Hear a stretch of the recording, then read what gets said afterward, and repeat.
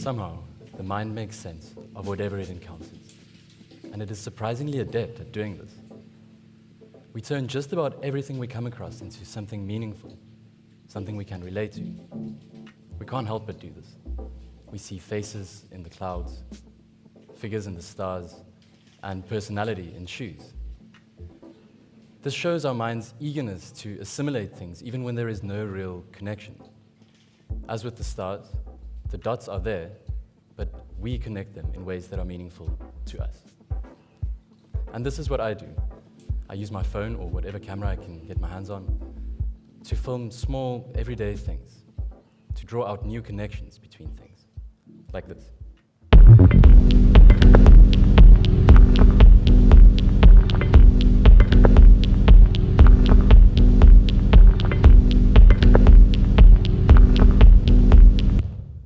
Or like this.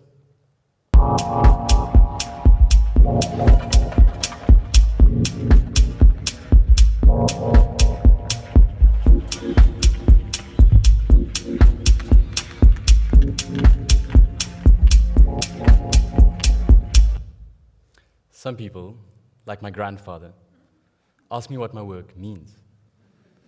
Well, it doesn't really mean anything in and of itself.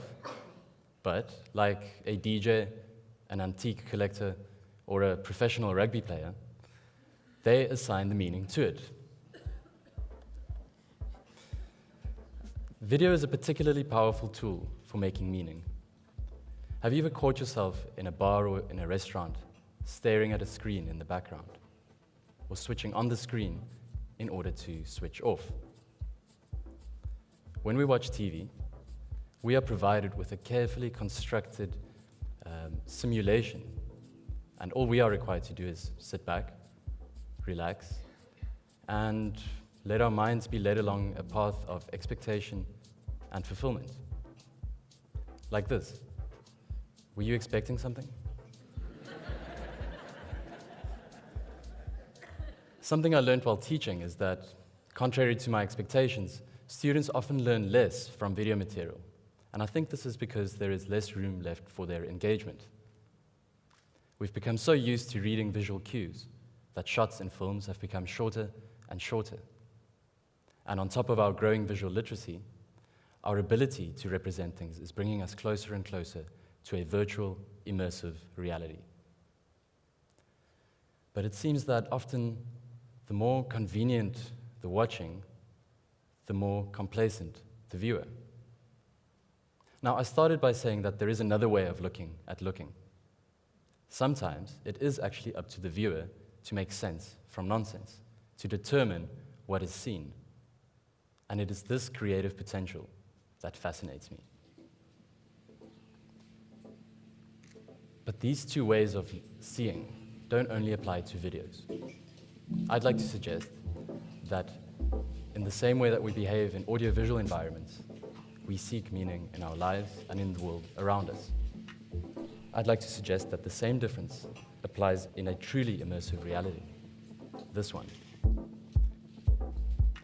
Much like the way in which we watch series, we subscribe to ways of seeing the world, and these subscriptions offer us a sense of direction and a sense of comfort, while requiring a degree of faith and surrender. And these packaged, polished stories are the ones that we tell ourselves to explain the inexplicable, why we are here, what we should do, and why our loved ones die. These inherited networks of meaning are convenient scaffolds to help us make sense of a chaotic, confusing world. A world unedited, where we're not quite sure who the heroes and the villains are, and where the consequences are raw and real. But while these scaffolds may be useful, they can also obstruct our vision of the world and our ability to see other people's perspectives. We interpret things in a way that suits us, that fits in with our experiences and our expectations. We project or we superimpose our desired reality onto this reality and then try our best to blend the two. Instead of just switching through the channels, searching for sense, we can create our own. Thank you.